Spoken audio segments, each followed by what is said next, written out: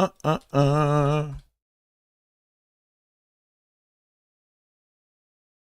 bum bum bum. A bum bum bum. Ba-dum ba-dum. Ba-da-dun da-da-da. Ba-da-dun da-da-da. Da-dun da-da-dun da-da-dun da-da-dun. Bum ba. Bum bum bum bum bum.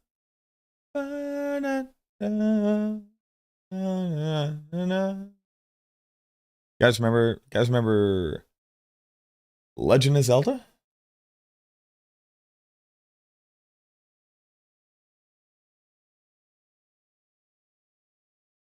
That was a pretty good one. What up, Ethan? How you doing? What's going on? And we're gonna start off with a banger. We got ourselves a little. Look at these dapper gentlemen. These are my boys. Hola, Reyes. ¿Cómo está? ¿Cómo está? What up, Sharoons? Sharoons. Oh, is this already? Oh, yeah, brother. How loud is this? Excited to showcase some of the updates coming with the season. What up, Martin?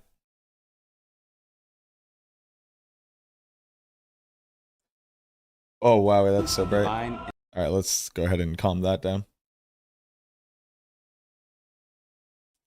Excited as fuck. I'm excited for it. I'm really interested to see what itemization feels like when picking up duplicates of items matters. Something that's been sadly missing. And we have one of these new, dev kind of, I don't even know how to call these things. Just dev insight hype trailers.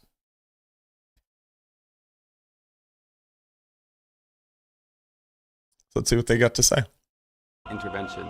This season, Sanctuary is being invaded by the lesser evils, and you encounter their influence across multiple game modes.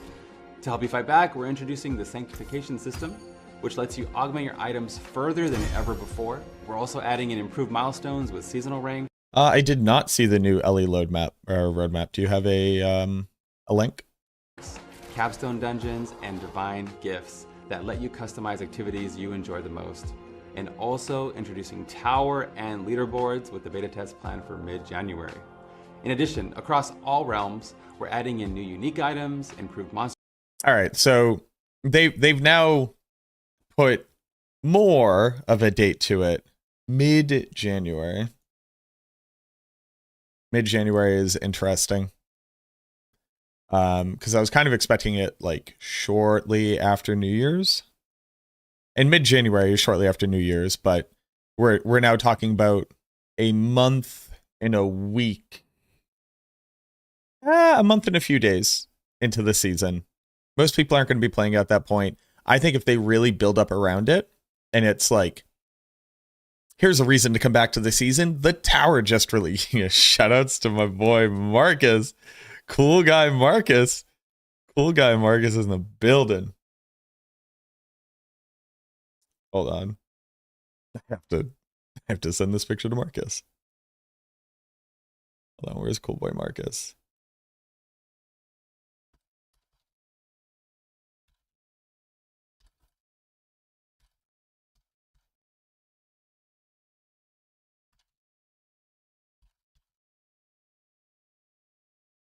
Hold on. Oh no, does Marcus spell his name? It is with the C. Okay. And also introducing tower and leaderboards with the beta test planned for mid-January.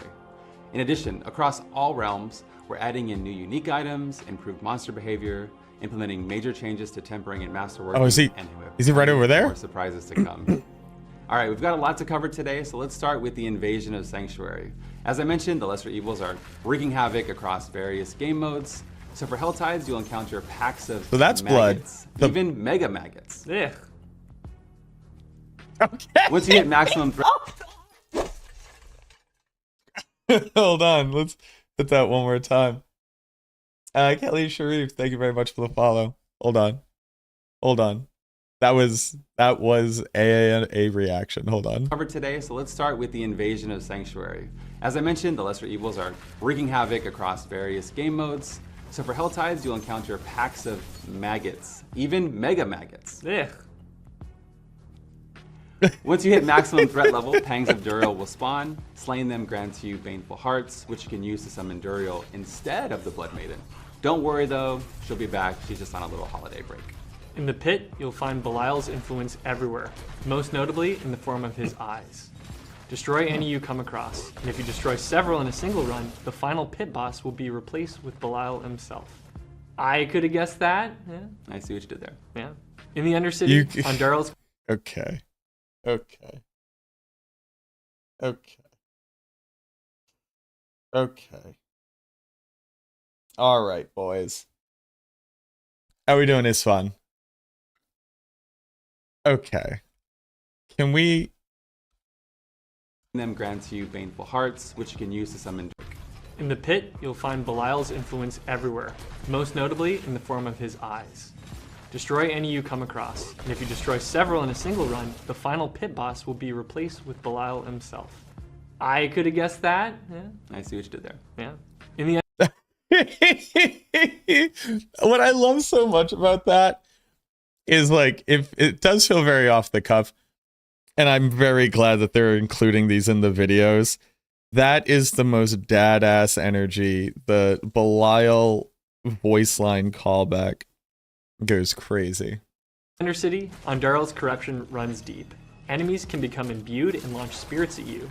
Shades can sap your time, and spirit beacons are deadlier, but reward more attunement than usual. We're also adding in 3 new tributes themed Oh. but reward more attunement than usual. We're also adding in 3 Additional major tribute of Indariel.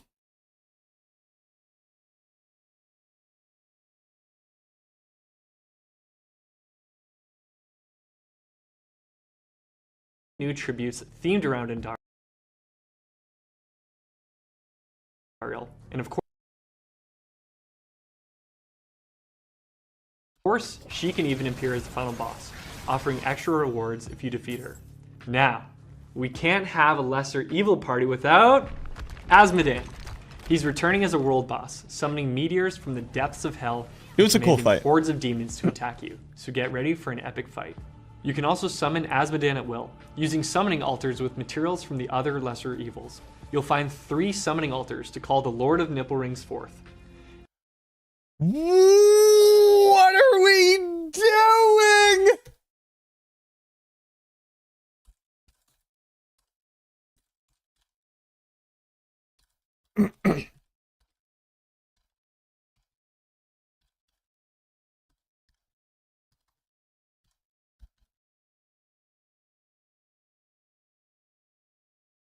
Lord of... Guys, we can't keep doing this. Each summoning altar will invoke Azmodan with powers from one of the other 3 lesser evils. Defeating enemies and completing activities tied to the lesser evils will level up your divine gifts and earn you progress through the seasonal reputation board. So what exactly are divine gifts? They're a new way to customize your seasonal playstyle, letting you choose what kinds of rewards, boons, and even challenges you want for even greater returns.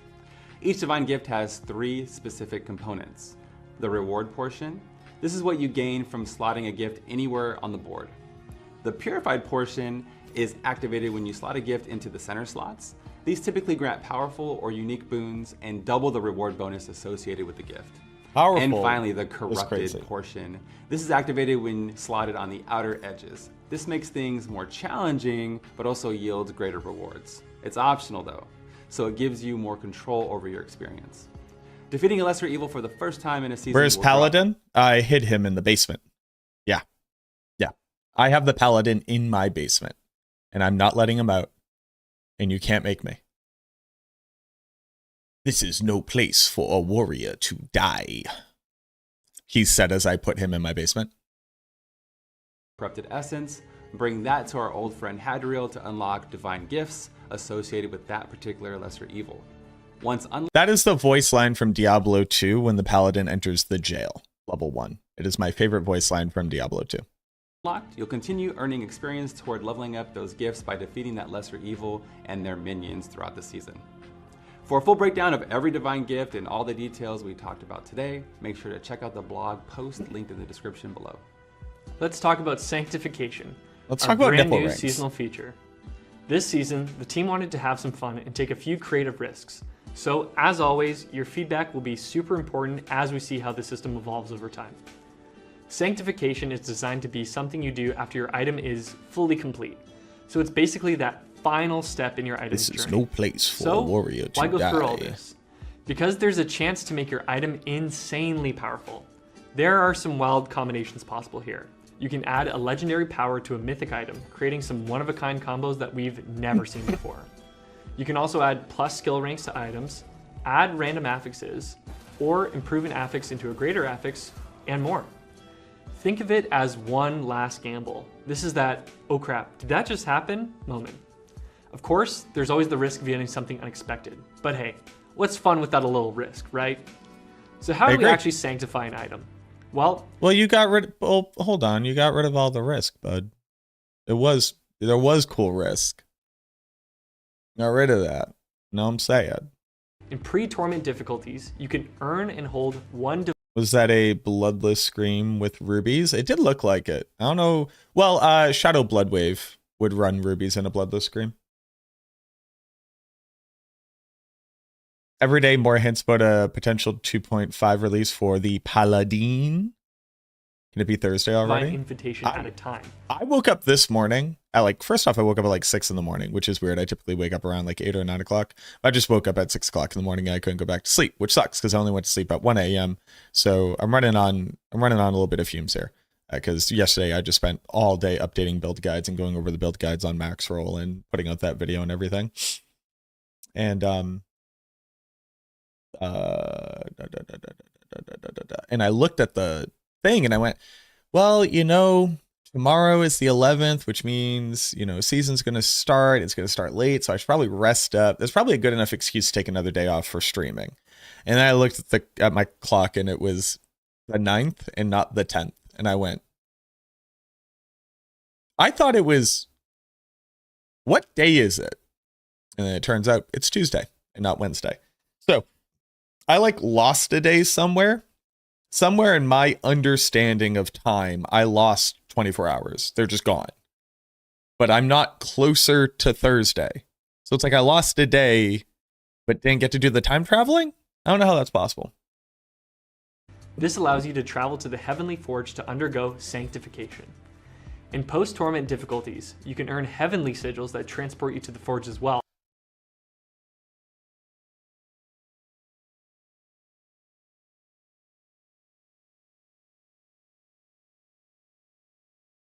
Where else are resplendent chests?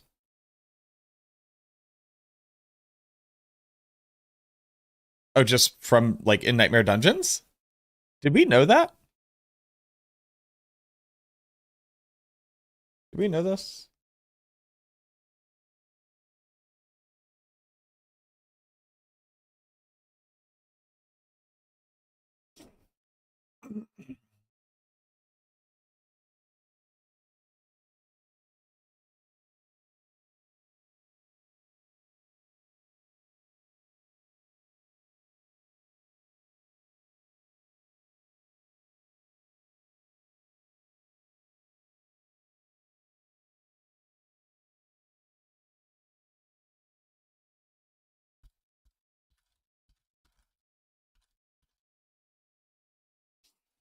But these ones can stack. Once you sanctify heavenly sigils that transport you to the forge as well. So they're frequently collected from world bosses. Bartuk. Oh, right, because Bartuk is where you get these now because he doesn't have chaos armors. Legion events. Cash rewards from the Dark Citadel. Yo, are we doing Dark Citadel? Yo, I'm doing Dark Citadel. Who wants to do Dark Citadel this season? I'm doing Dark Citadel.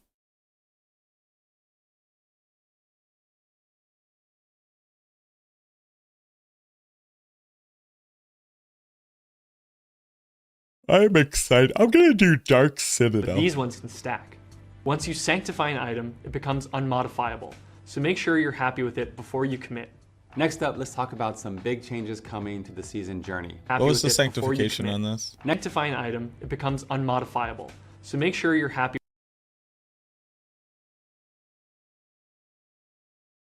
with it before you commit. What is the sanctify here?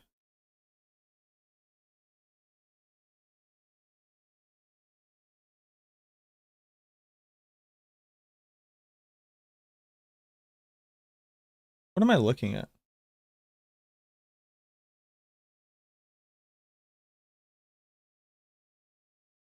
The 2 GA piece of gear. The sanctification added a GA 2 crit chance. But it has 3 masterwork capstones on it?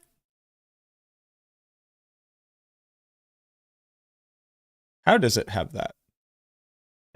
Next up, let's talk about some big changes coming to the season journey.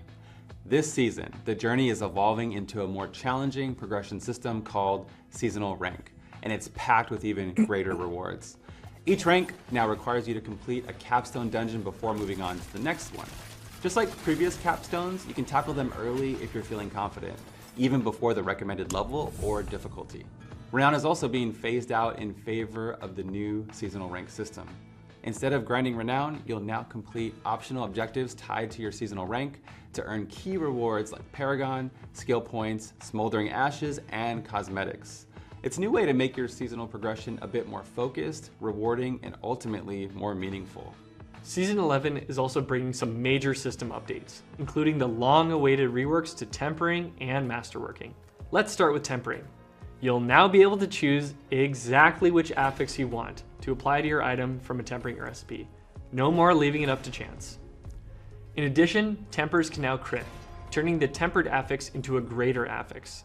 The total tempers per item is changing from 2 random ones to 1 strong one, and tempering charges can be restored indefinitely, giving you the freedom to experiment and perfect your gear.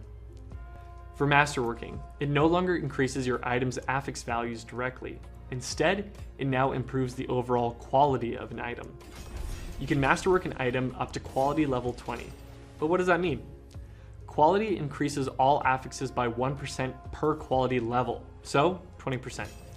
Once you hit that maximum, you'll have a chance to roll 1 final capstone bonus. This capstone bonus will increase the affix's value by 50%, which you can stack with your greater affixes. And here's the best part. You can re-roll that later without resetting your masterworking quality. Pretty great, right? In addition, we're increasing the number of base affixes found on non-unique items from 3 to 4, giving you even more flexibility and build depth. One example is that you can now find cooldown reduction on gloves and rings. This could help some builds hit breakpoints they weren't able to previously. One of my favorite things to cover each season are the new uniques that come into the game, as they can open up different playstyles and build possibilities. Necromancers can find Grave Bloom, a unique one-handed mace. What happens is you raise 3 smaller golems that each deal increased damage and gain bonus attack speed. In addition, your golems respawn 50% faster. To my fellow sorcerers out there, we're getting Aura's Vein. Fellow sorcerers, Bloodshed. You play the rogue, sir. I don't know if you know this. I know what your rogue looks like. You wear the same cosmetic in all the gameplay. What do you mean, fellow sorceresses, sousaphones? Sir? You're a rogue player. So for each defensive skill not on your action bar, you deal increased damage and gain its associated enchantment effect. Spiritborns can find Path of Emissary, unique boots. They have a lot of movement speed and core skill damage. The effect is every 4 to 12 meters you move, invoke a core skill from your primary spirit hall. Barbarians are getting chain scourged mail pants. Skill from your primary spirit hall. Barbarians. The chain, the kin of Bolkathos, is to gift them a weapon. Okay. Is Golem or Shadow Dot better next season? I don't know what Shadow Dot is. That's not really a build that we have. But Shadow Blight, which is our key passive, is our strongest Necromancer build for pushing. Barbarians are getting Chain Scourged Mail Pants. Golem should be our While second equipped, most powerful build casting for a damaging pushing. brawling skill disables it afterwards. When all of these brawling skills are disabled, they become re-enabled with their cooldowns refreshed. Your brawling skills also deal increased damage for each disabled skill. Druids are getting Kamson Stepwalkers. These are Sworn unique by the boots lost where damaging druids, enemies these with storm boots skills are made out grants of a charge. fire. Casting any defensive skill will grant max movement speed When and Shoddy had unhindered for 1 those second for apple-bottom each charge jeans. used. While These charged, boots enemies you run into are immobilized for unkillable. 1 second. Rogues can find Death's Pavane, unique pants, with some movement speed and ranks to Dance of Knives. The unique effect is, Dance of Knives drops knives from enemies hit. Picking these up grants you 1 charge Turns you and into increases your Dance of Knives damage Draven. for 6 seconds, stacking up to 3 times. Long video Draven. today, but for a full breakdown of all the topics we covered, head over to our blog, link in the video Draven. description. The season of Divine Intervention launches on December 11th, and we truly appreciate the support and feedback across Draven. all of our channels. But hey, that's all for today, and we'll see you in Sanctuary. Show me the nipple rings. Cowards. All right, let's talk about Last Epoch. I'm definitely much more on the fringe of Last Epoch, but you know, I wish the developers nothing but the best.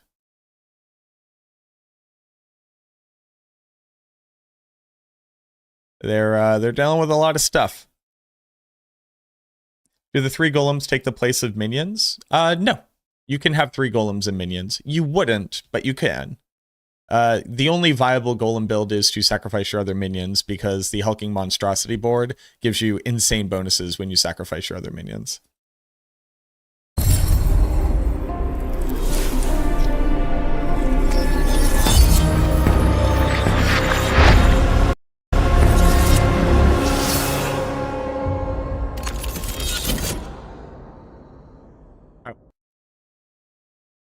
Official teaser trailer.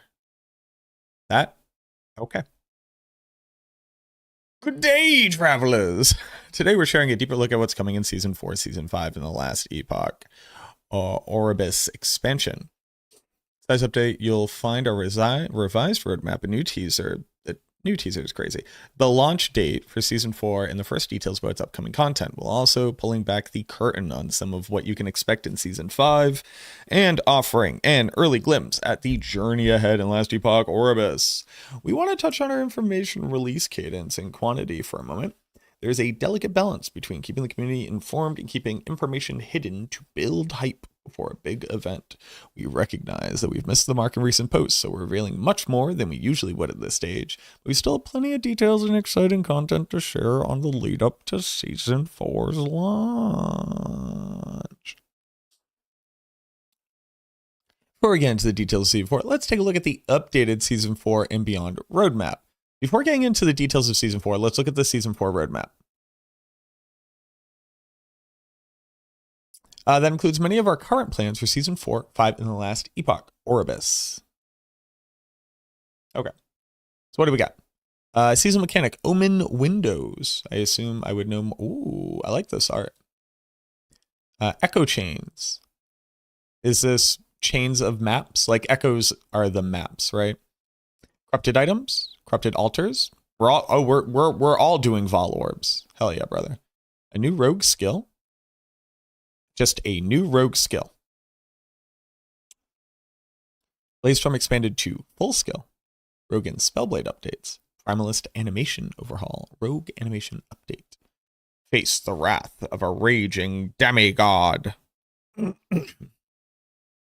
Season mechanic, Rage of Mortitus. Cool. New boss. New paladin skill. Paladin confirmed. Diablo 4. New paladin skill coming in Season 5. Paladin fucking confirmed. Let's go, baby. Huge paladin confirmation. Huge. Merchants, Guild, and Circle of Fortune improvements. New uniques and set items balance and skill changes. Move my big head. Oribus, major expansion in PS5 launch. Free for all existing owners of Last Epoch. 2 new story chapters and conclusion of Oribus saga. So is this kind of walking back their, you're going to have to pay for stuff? Or is this like the only expansion they're going to do this for where it's free if you already own it? What's the situatione there?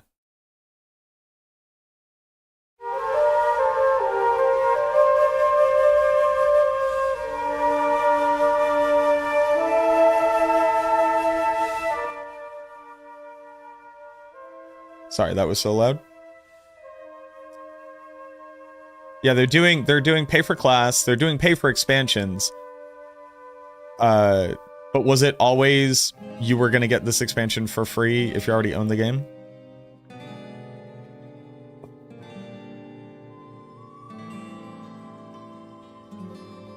Okay.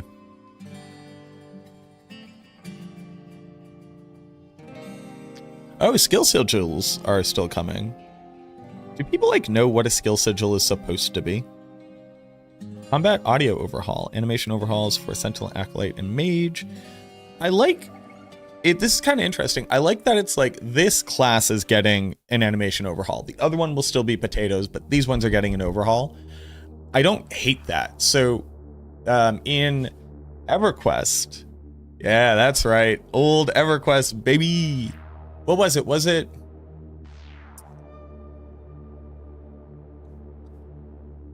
Yeshka? Or was it Shadows of Lucklin? I feel like the third or fourth expansion into EverQuest, they redid some of the character models. So they first redid the troll and the ogre, and then they eventually redid everybody's model to make them prettier, basically. But they kind of rolled it out in installments, which I don't hate. You know, League of Legends did this a lot too, where a lot of models just look super potato, and they had to keep re-updating them because they wanted the game to look better and better. The funny thing was that it took 1,000 years for them to redo Dr. Mundo. I know I'm talking about like so long ago that there are people who like have been born since this was an issue. But like Dr. Mundo looked like a purple potato with a green potato sticking out of it that threw gray potatoes at people. And you had like the dragon guy. Like they added a celestial dragon before like Dr. Mundo didn't look like a potato. Monolith of Fate update. Corruption tiers. Monolith of Faith. Etched time stones. Uniques and set items. Let's close this. Teaser trailer. Literally nothing. They aim to be a well-rounded patch, bringing a new season mechanic itemization. We'll encounter tears in reality known as omen windows. These fractures reflect the moment the observer fell into despair, pulled fate itself into darkness. Omen windows appear as a new type of random encounter throughout the campaign and endgame. When you discover an omen window and step into its area, the window shatters the fragmented ring and draws out an omen, an entity created from pure void in the observer's madness. You can see a relentless assault of fractured enemies emerging from the shards. Defeating enemies inside the ring expands the area and progresses the encounter. It's delirium?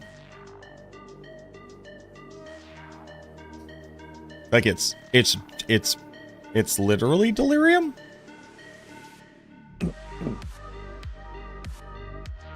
I guess it's a little... It's like delirium plus breach, but you determine if it expands?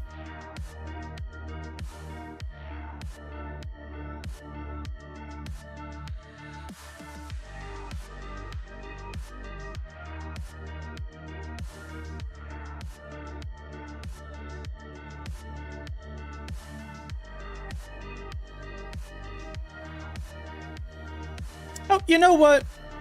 No, this is different enough. This is... Oh, I realize I'm still, like, hovering over it. This is different enough. So the idea is that you walk in. It looks like a delirium window. And then there is a boss that is making it harder for you to kill stuff. As you kill stuff, it gets bigger, which allows more monsters to spawn. At the end of enough waves, what's left over gets eaten by the boss. And then you fight a boss based on that power. I wonder if the... I guess we'll read rewards in a second, but I wonder if the rewards increase per amount of monster, right? Because it was harder. And whether or not the monsters drop rewards as you kill them anyways. And if the idea is to like find a way to expand as much power as much as possible while killing as few monsters as possible to make the hardest boss.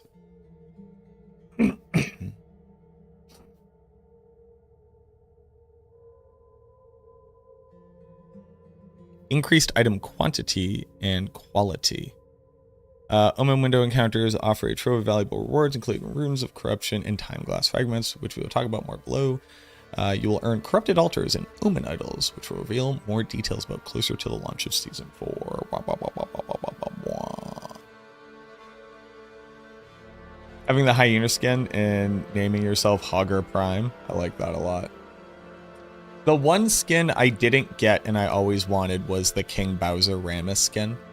I had just started playing a little bit too late for that. The only skin I ever bought with like the free riot points or whatever they gave you was the Arctic Warwick skin. And then I spent $20 one time to buy Alpha Squad Teemo. And then I never bought another skin. Like I unlocked skins, but I never bought another one. And then my only other I'm old achievement is that I have a season 2 ranked badge for like bronze rank. And regardless of how long I played that game, I always rocked my season 2. My season 2 bronze cup rank icon. Can be used, corrupt an item, modifying it unpredictably. The resulting item may emerge vastly improved with new modifiers. Or it may be downgraded or completely ruined when you take the risk. So everybody's doing Val Orbs.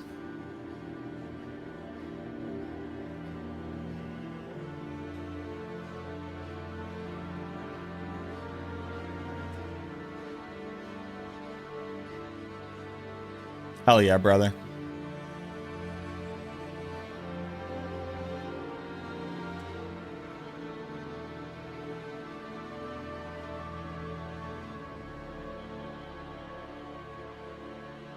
So it turns out, Istvan, the people that we see complain about the video game,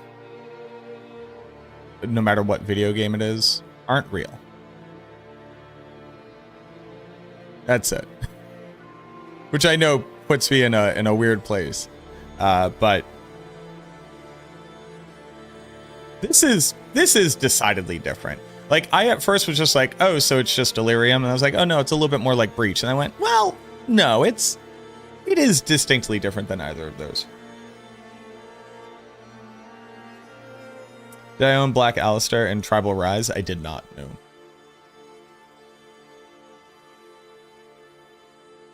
Although I did like, me and my friend used to go kill lane bot of Alistair Cho'Gath, but we would start off in the jungle. So I would go steal the enemy blue buff or red buff, depending on which one they wouldn't typically get. And he would get our blue buff or red buff. And then we would gank bot that would be overextended. And then basically just roam and every once in a while teleport down there and just clean up some stuff and then move on.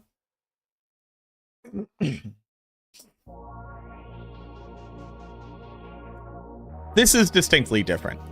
It could have been maybe its steez didn't have to bite Delirium and Breach so hard, but this does look distinctly different.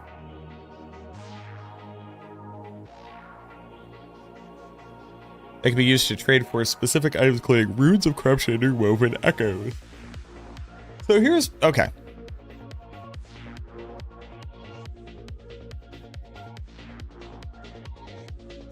So here's my thing with how Last Epoch names stuff. It's like... okay. So you get a Rune of Corruption. That makes sense to me. A Rune of Corruption. Okay, cool. Time Glass Fragments are a new multi-use currency that can be used to trade for specific items, including Runes of Corruption and... so Runes of Corruption and Woven Echoes. My Time Glass Fragments are multi-use in that they can trade for multiple things. which is what multi-use currency means, but not how I normally would use it. They may, oh, here we go. They may also be used during the end game, where a more challenging variant of the Omen window encounter, called a Greater Window, may appear as an echo objective. This encounter reforms the Omen window into a time glass core, which allows you to spend time glass fragments to modify your echo web and add echo chains.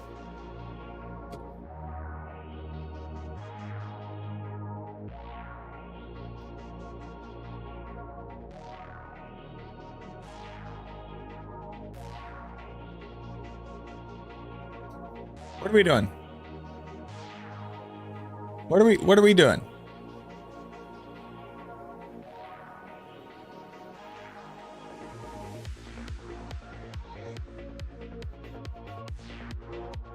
When you complete an Omen window, and you get rewards, one of the rewards is time glass fragments, and one of them is runes of corruption. You can buy runes of corruption with time glass fragments, or you can buy woven echoes, a thing we haven't talked about yet. Or you could find an Omen window and upgrade it to a Greater Window if it is an echo objective, an echo being a map objective. And then that'll turn it into a time glass core. And in the time glass core, which is a menu, you'll spend time glass fragments to change your echo web and add echo chains. Echo chains are a group of sequential echoes that reveal all of their links as soon as they appear in the echo web. There are different types of echo chains.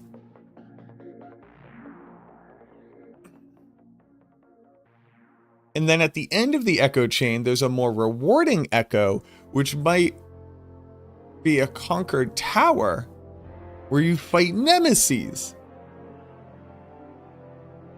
Each link in the chain has a quick portal to the next echo, so you don't have to go back to the monolith. You can also get a new Weaver Tree node that increases the natural spawn rate of echo chains and add them from the Greater Window encounters. Like,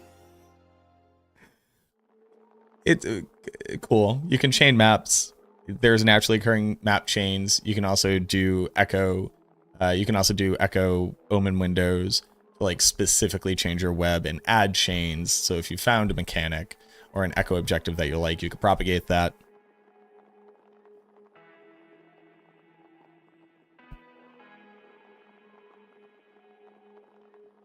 Cool.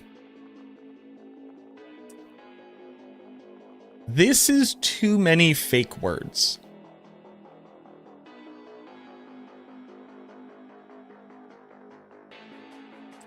It's too many fake words.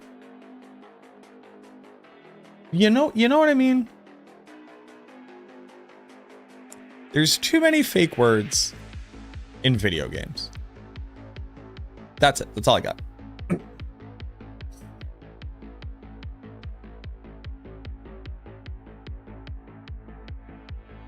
Too many fake words. Do your echo chains hang low? Do they wobble to and fro? Are they shiny in the light? Are they platinum? Are they gold? Can you throw them over your shoulder? If you're hot, they make you cold. Do your chain hang low? Is that your chain? About 24 inches is how low I let it hang. Who's that?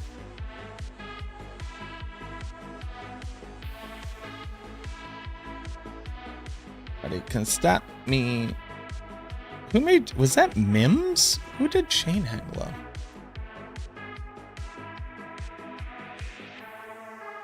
Oh, that was Jibs. Right. Forgot about Jibs. Sorry, I thought it was Mims, which is Music as My Savior. This is Jibs. Jeremy is both Big Sauce, which is what Jibs stands for. We're learning about Jibs now. Yeah, what up, Jibs? Oh, shit. If you hear me before you see me, I got King Kong in my trunk. King Kong. King Kong is a banger. King Kong, King Kong, King Kong. If you hear me for you, we are the same age, dog.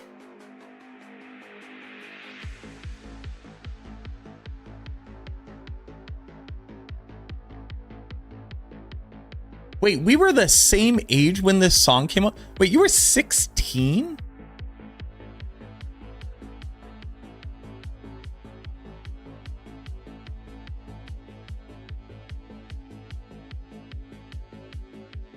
What?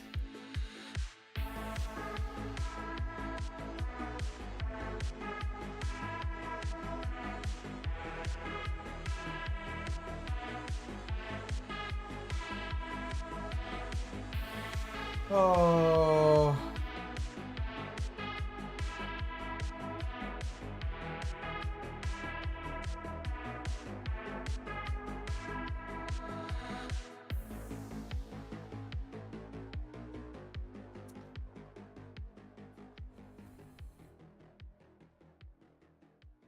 I'm having a real crisis right now.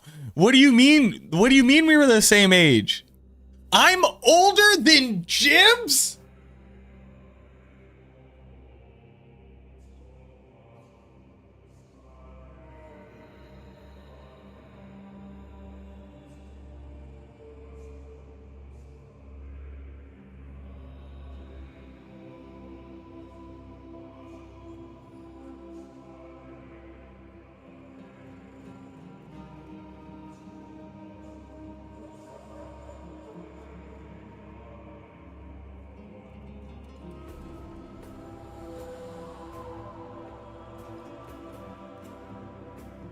Okay.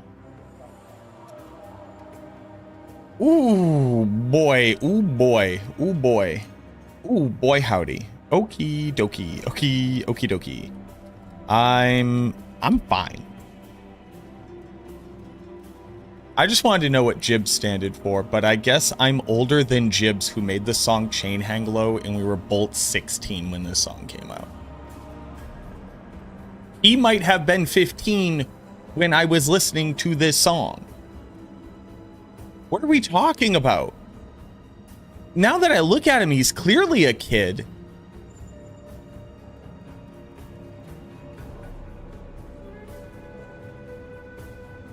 Whoa, dude, I'm losing it. Why are you? Hello? Was my grandfather reading Wikipedia?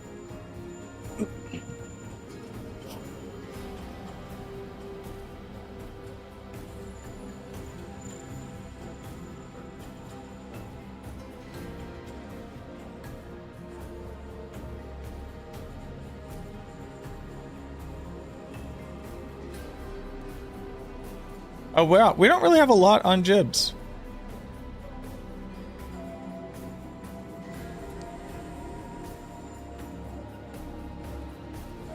Jibs signed to Convict Music and Aftermath Entertainment and then didn't do anything? Damn, dog. King Kong is a banger, though. Okay. Oof.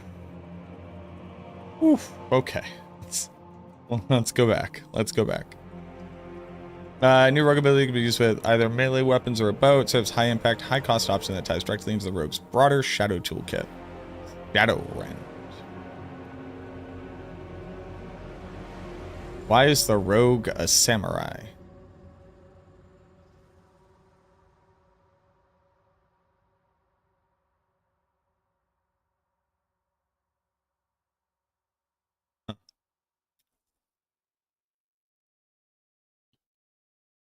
Triggers a swift initial strike and leaves behind a shadow, then unleashes a far stronger delayed attack. That shadow then persists, allowing other shadow interacting skills to make use of it.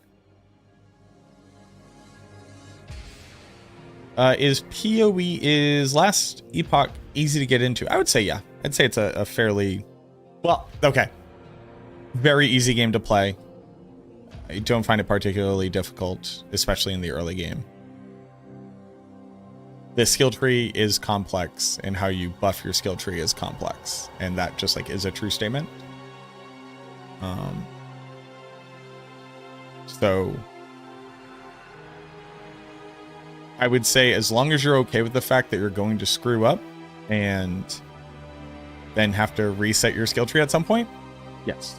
The answer is yes.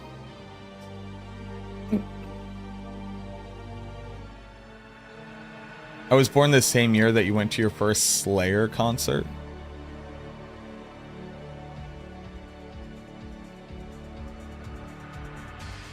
Are you my dad's age? Are you a little bit younger than my dad?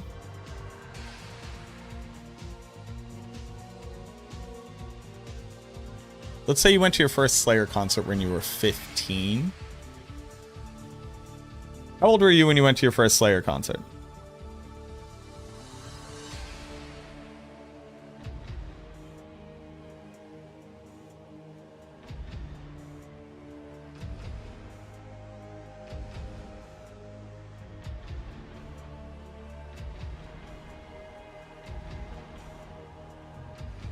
Okay.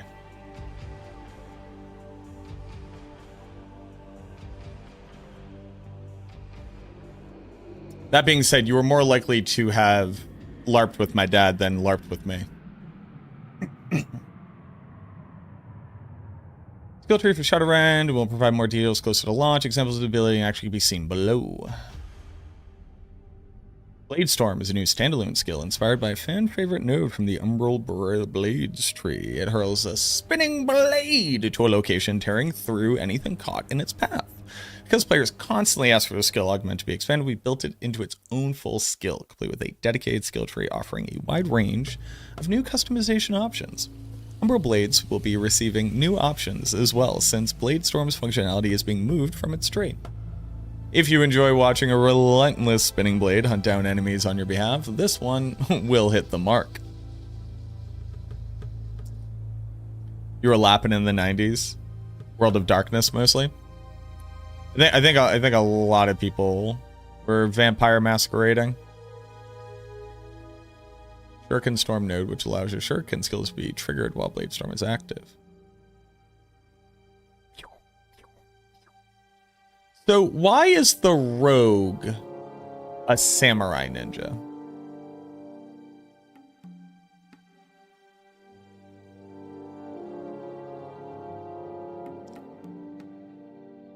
And not a rogue. Like this is a telekinetic. This is a telekinetic samurai ninja.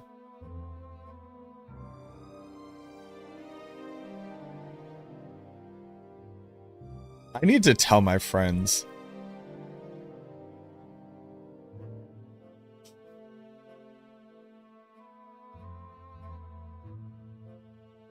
Hold on.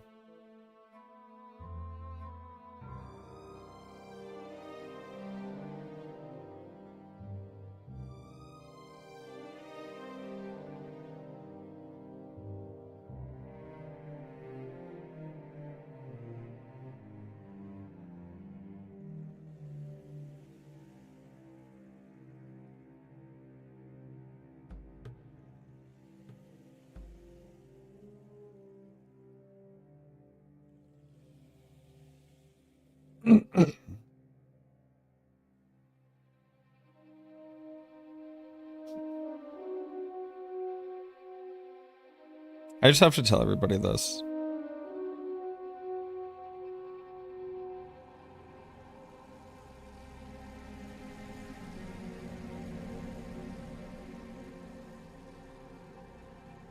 I got King Kong in the trunk. King Kong. King Kong. King Kong. King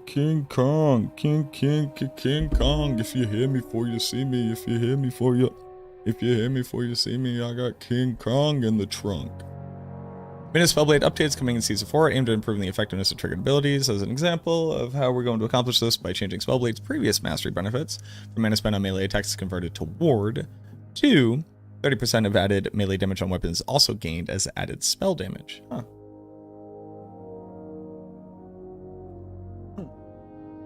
One of the dudes on my post-apoc team was a lead writer on the 5th and 6th ed of Vampire the Masquerade. Oh, that's cool. Started lapping in 92. I started LARPing in 2009. Also adding additional defensive options throughout the passive tree, including additional armor, dodge, and ward generation. There are also new sources of mana recovery, such as Blade Conduit with a reworked Flame Drinker, which is taking the effects of Volka's Razor. I'm doing well, Warrior. Hope you are as well. Blade Conduit. Okay. Okay. All right, we're all having a lot of fun.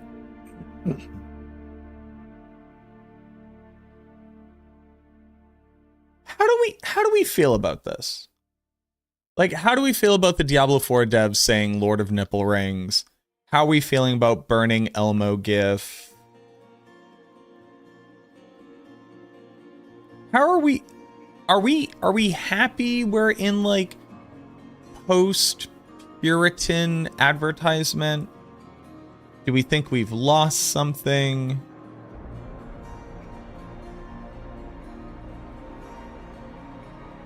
Like, I remember the first time I saw an ad on the T.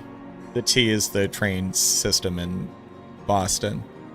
And it was for like a bed company, like a mattress company. And they were like, maybe now she'll get, maybe now your wife will get in bed with you. And I was like, oh, okay. A little marriage is the death of romance, a little frustrated married men in their 50s kind of energy. And that was like, I was like 22, 23. Obviously we had Frank's Red Hot. I put that shit on everything.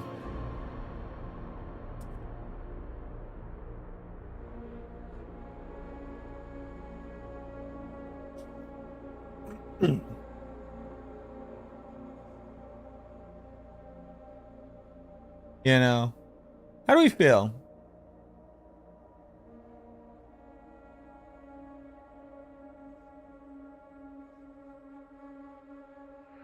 You know, you want a balanced game where my Eternal 298 character can do pit 70 without dying of a heart attack? I'll let you know. I can't think of a build on the Necromancer that would struggle in a pit tier 70. So I'm not sure what class you're playing. It might be bad. I would recommend a different build.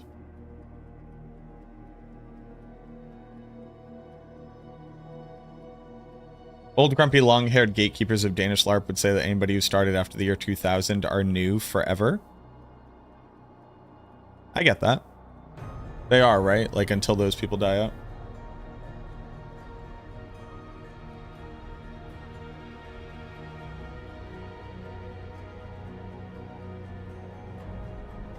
Started LARPing when Urza's Saga released? Damn, dude. You guys might be old. Am I like your lifeline to young, vibrant, new hip lingo? Are you guys picking up slang from me like grip and cap? These are like old words, but I say them, but they're younger than you.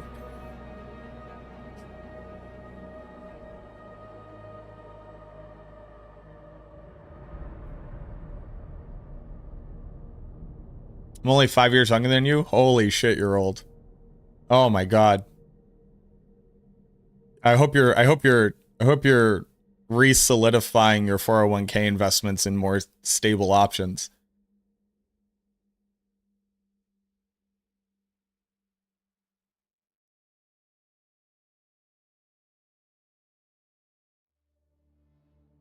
New metal is now dead. New metal is, dude. I went back and I listened to Limp Bizkit's Chocolate Starfish and the Hot Dog Flavored Water album. Did you know that roughly 75% of Limp Bizkit's music was Fred Durst being mostly upset and kind of depressed about the fact that whatever love interest he was currently experiencing a relationship with had recently shown to not be a trustworthy partner? And that's 75% of their music.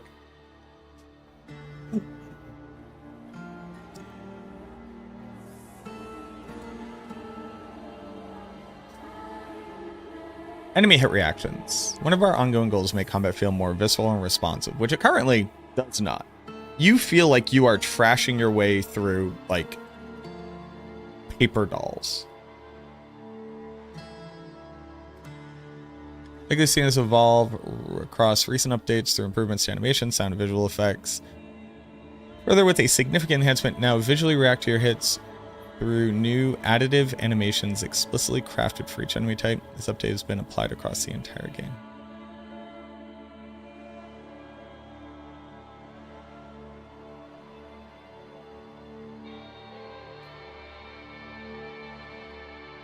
So that does look better.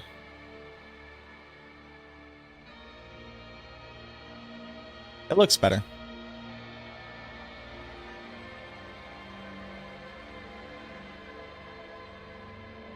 And Dario can't have nipples, but Asmodan can have nipple rings. Yeah. Male nipples are not a sin of the flesh. Only female nipples, because they are functional, are sins which the human eye cannot possibly perceive without losing itself to the ferality that is the alpha male. The grind set. It's women's fault we do this. Things I've read on the internet.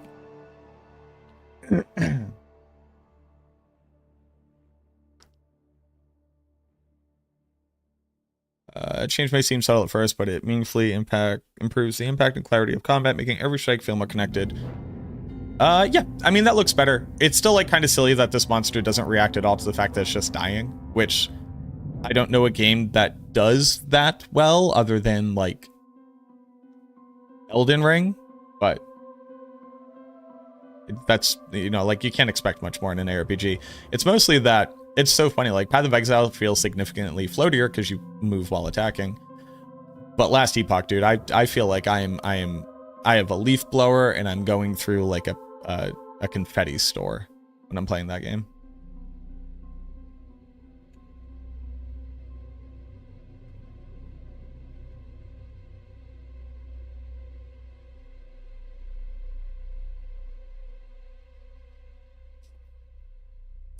Maybe that's why Andariel is in anguish.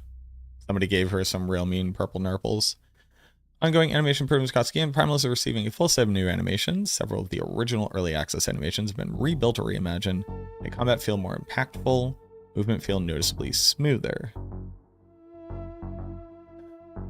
I am feeling low on breath like when I was sick, but that was also now close to a week ago.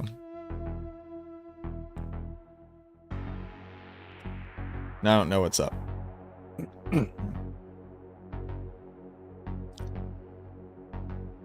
New idle states, run cycles, evoke, the loot filter updates, unique new set items. Raye's Embrace. Unique shamanic garb. Armor attunement. Increased minion damage. So this is like the thing I should like the most about Last Epoch, and the thing I kind of don't like a lot.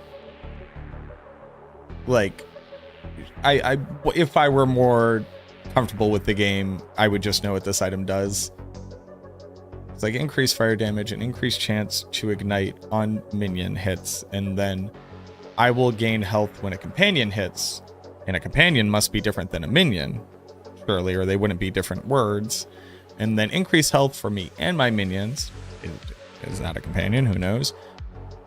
And then I summon Spriggans and Stormcrows. Oh, they're fire versions. And my Spriggans Thorn Volley gains an additional projectile and more damage for the number of Stormcrows. And then a percentage of the current health drain per second while I'm over 80% life. It's like, yeah, dog. And then I'm gonna take this thing and merge it with a purple to make a red. Can you do that? Is that?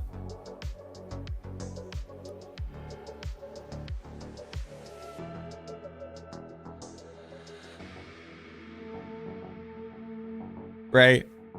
You take this thing and a purple thing, you make a red thing. That one doesn't have LP. Oh, it doesn't have the points you need to turn it into like one of those leveling Giga uniques.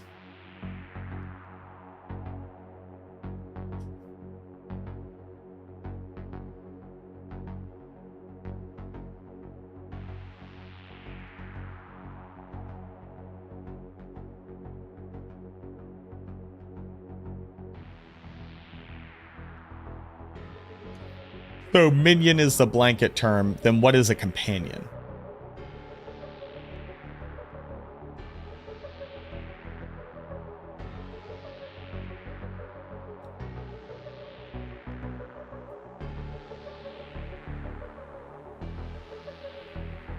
Oh, they got the how many seasons you've given them money thing.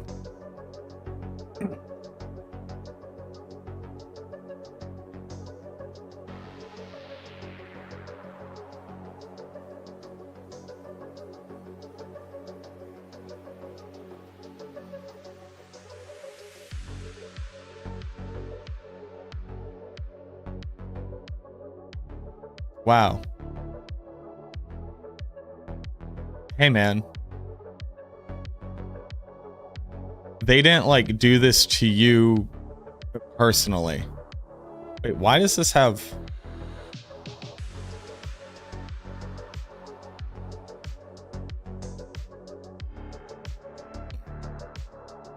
Whoa. Is this on their website?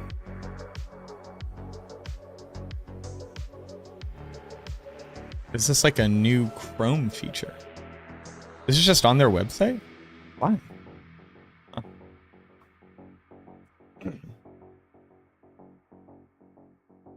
Companion is a primalist sub-minion. Gotcha. Like, do you, the human being, think that somebody other than me, a content creator who's kind of lethargic, is ever going to read this reply and like update this? Like, yeah, fucking get him. What up, Mac? Hope you're good, bro. Sign of the horns. Yo, what up, Shingoku? Thank you very much for the 11 months. Like, do you...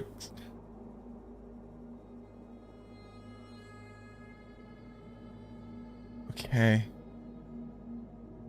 This is, like, that. People are, like, parasocial.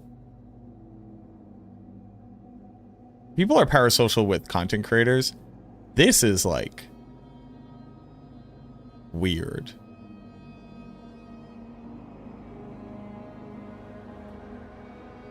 This one right here is fucking getting me. What do you want?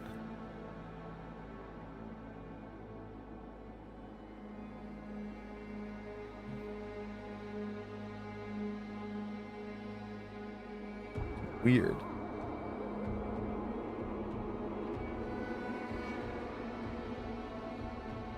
Also, YouTube fire the light cannon. Yeah, so while I disparage this random person in a forum for not getting updates, please like the stream so that we can all feel superior. This is just throwing me. This is weird. This is weird energy. I can never imagine doing this. Is this really much different than me making a feedback video? I like to think so. I will strive to never have my feedback videos ever feel like whatever this is. Thank you, Coolts, you ardent gladiator.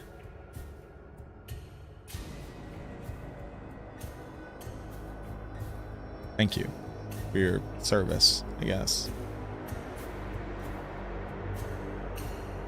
All right. It's all hit posts from GGG fanboys. It's super not. It just turns out that the ARPG, so all video game fandoms are mostly hilariously toxic, which is really weird and kind of sad when you remember that the major demographic of ARPGs is 35-plus-year-old white men from Europe and North America. As far as what we see on our social media sites in the Western world.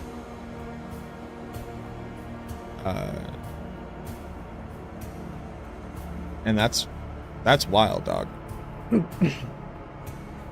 Like, if you can read the post in the language that you speak natively or secondarily, and it's English, you're reading a 35-plus-year-old white man who's probably in computer science and has voted in 10 elections and can vote. And they can vote, and they can vote.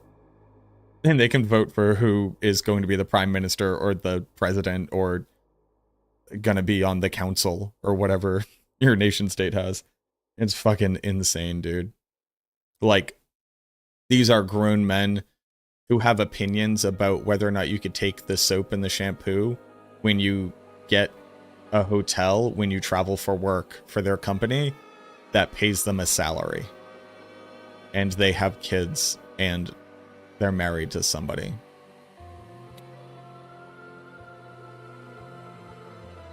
And that's them on these forums, dog. It's wild. Why do I have an ad?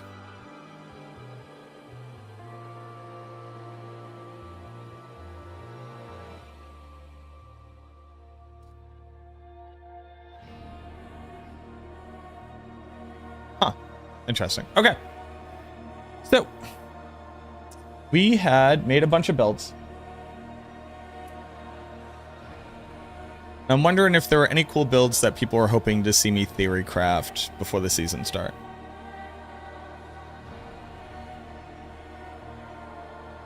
Voter ID and voter IQ? Nah, voter ID is just a way of trying to disenfranchise American citizens from being able to participate in the voting system. And it's just meant to keep people of lower economic potential out of the voting system, to keep entrenching people in power, because they want people to be ignorant and to only be from their major constituency.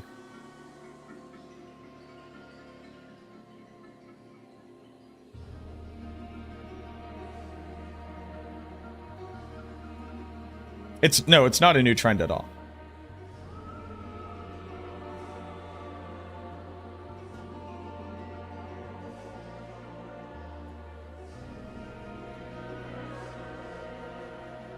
You can debunk that? Sure.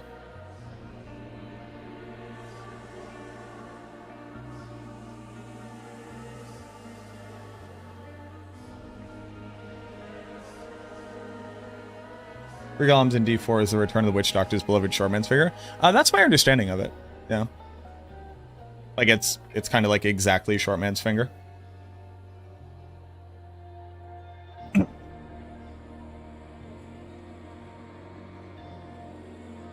Any good Shadow builds this season? Well, there's obviously Shadow Blight. Affliction is the best leveling build.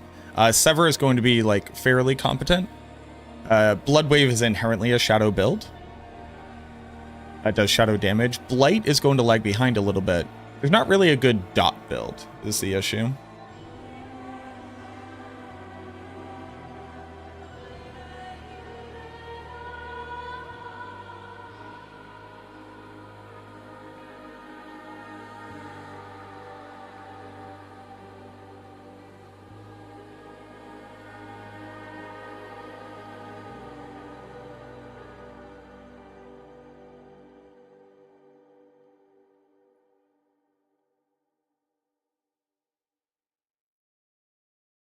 Some Corpse Explosion love. Well, Corpse Explosion did get a fairly big buff in that it got a new passive.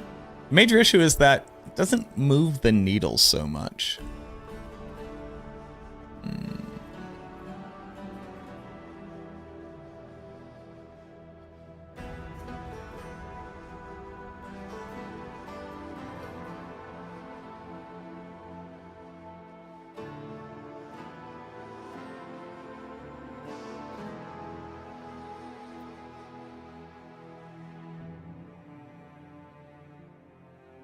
So this is in here. Then where is it? Is it all the way at the bottom? It is all the way at the bottom.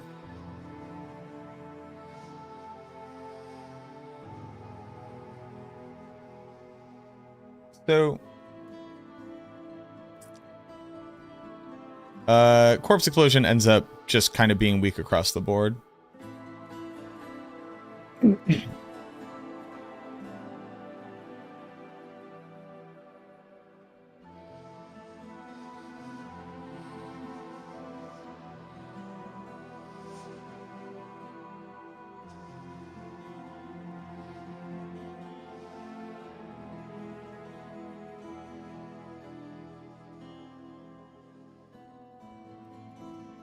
Dot builds are dot builds are weak because they can't crit and they can't overpower. And they've never really received significant scalability.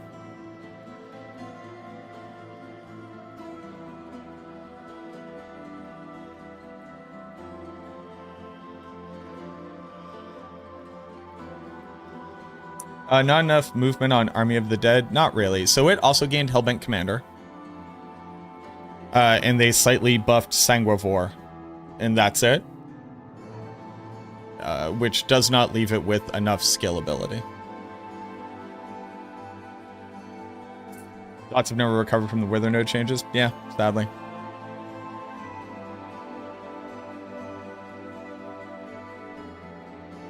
I think I want to look at Shattered Spirit.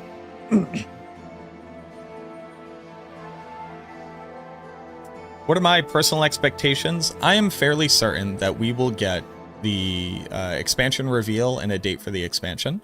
And I'm positive that something with the Game Awards is related to this season.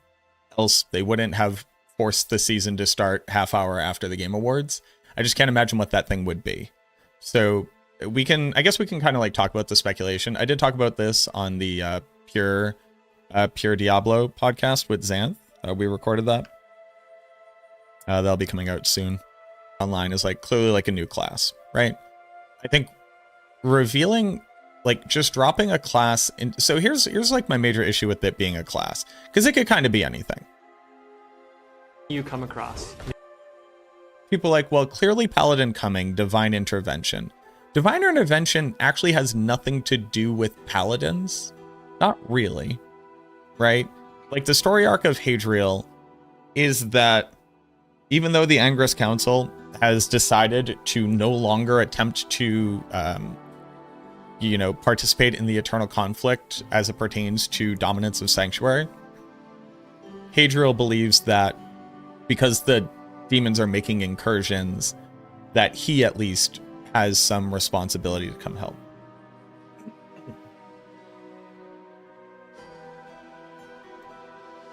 And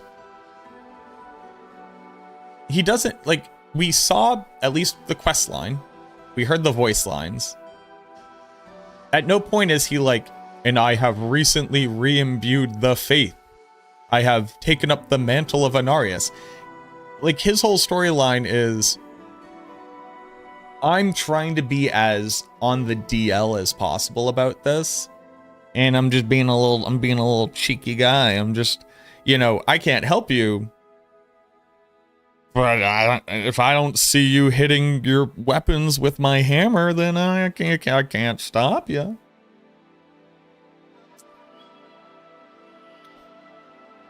Which is like, all right. We have seen paladins in the game already. One, the Church of Anarius, like the Church of Light, just had paladins. Like, they didn't call them paladins, but they had holy warriors that wielded the light. They have paladins. Urivar throws lightning spears made out of fucking magic.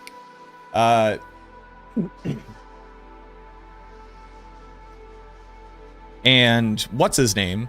The guy who dies, was it Hugo? Iago? Who's the guy that dies in the beginning of the first campaign? Who's like, I sacrificed myself in the Iron Maiden suit to pay for my penance. Why does this suit have to kill you? That guy? He is just a paladin from Diablo 2 Resurrected. It's the same model with the same animations. Yeah, Vigo. So, I think it's a given that we will eventually get the paladin. Because at this point, they basically said that. Like, Brent Gibson was basically like, look, we heard paladin, we wanted to try a new class, but we hear paladin. And that was back when Vessel of Hatred came out. The other thing about dropping a class is that the Spiritborn has an entire quest line. Now, that quest line is separate from the Vessel of Hatred quest. So the quest line doesn't have to be tied to an expansion. But it does have to be an entire quest, like class identity quest line, especially if it's going to be something like the Paladin. It's going to be huge and epic.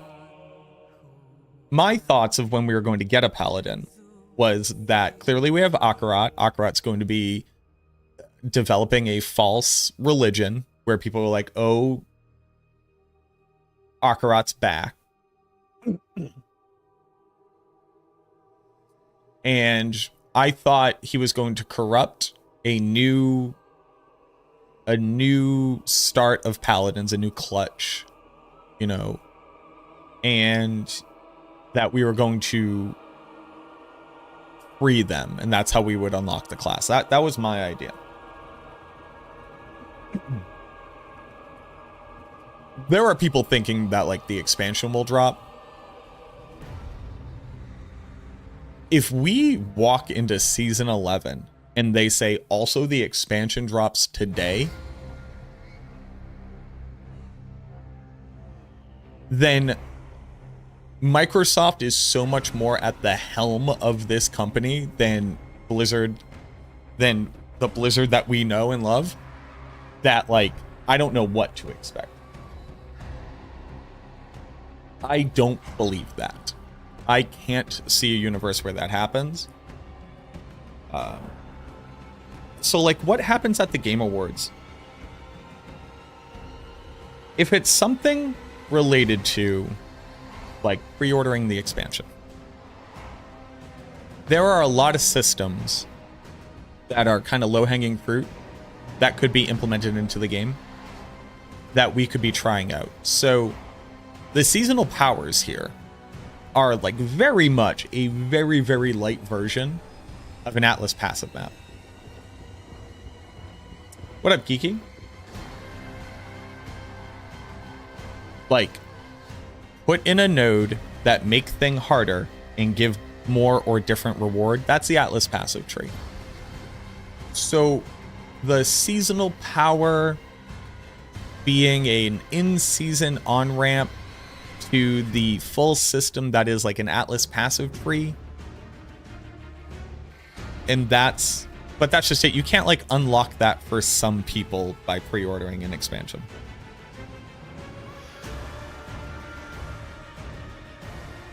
When Vessel of Hatred was getting announced, we got pets for free. You got pet cosmetics for pre-ordering, but they were like, hey, pets are coming and everybody gets it for free now. So I was trying to think of like, what could that be? Like, it's a thing that everybody gets for free. And in the expansion, you unlock something cool with it.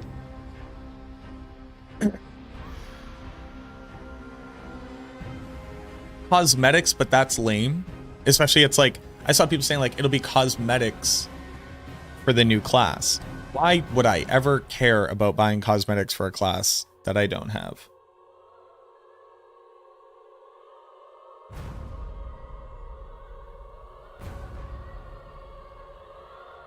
If they drop the expansion on Thursday, I'll eat my gaming desk. I'll stream it on Discord.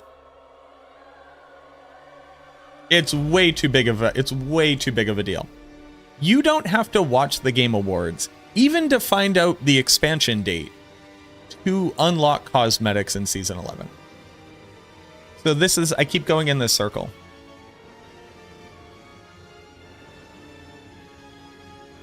Where like,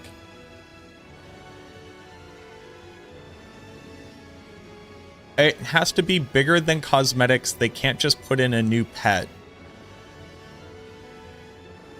But the idea of it just being a class or the expansion, both of those are equally insane to me.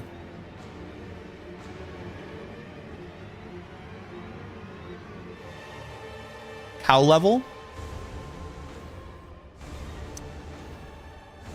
I don't hate cow level.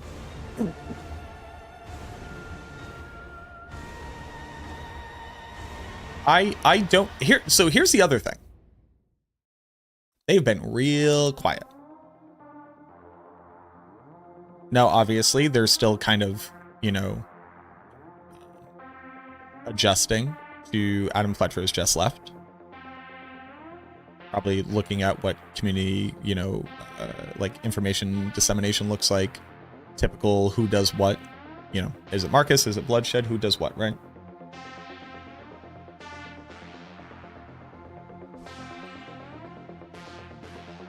"81 months ago, A little boy had the opportunity to give a little bit of dough to support a friend. This was one of the decisions in that little boy life that he had no regret in doing. Hey! Inventor of Soup. Thank you very much for the 81 months. My first and longest subscriber. Thank you so much. I sent you information and I never got information back. You never responded to me. I'm gonna pull it up. I'm not gonna show it on stream, obviously. I'm the last person. You saw it. You left me on red.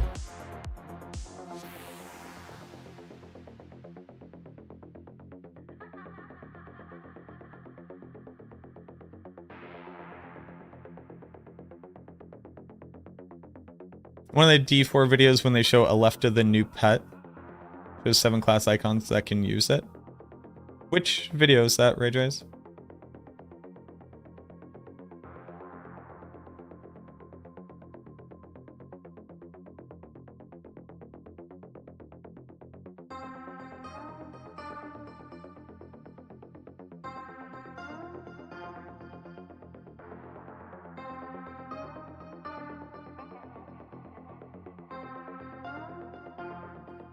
I would never dox you.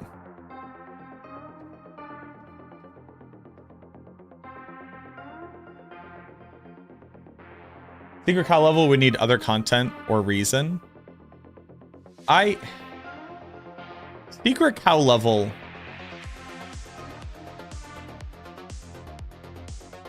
But like, is that a Game Awards reveal?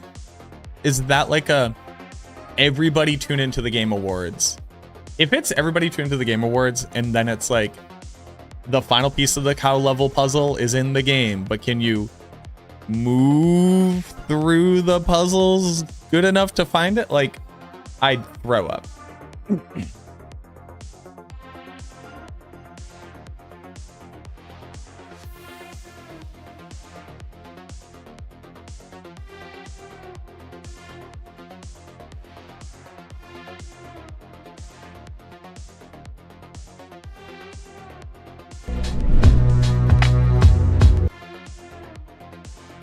Did I not see this?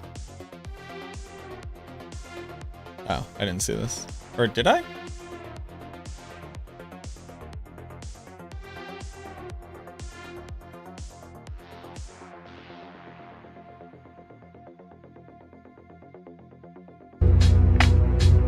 You can link on Twitch. We're introducing Season Rank as an update to our previous player progression system, Season Journey. This update introduces a change to how players progress through seasons, with a slew of new challenges ahead. Let's talk first about tiers. Each tier now requires you to complete a challenge, usually a capstone dungeon, before you can move up to the next rank. If you're up for it, you don't have to wait for the recommended level or difficulty. This means you can now enter Torment before max. I'll be right back.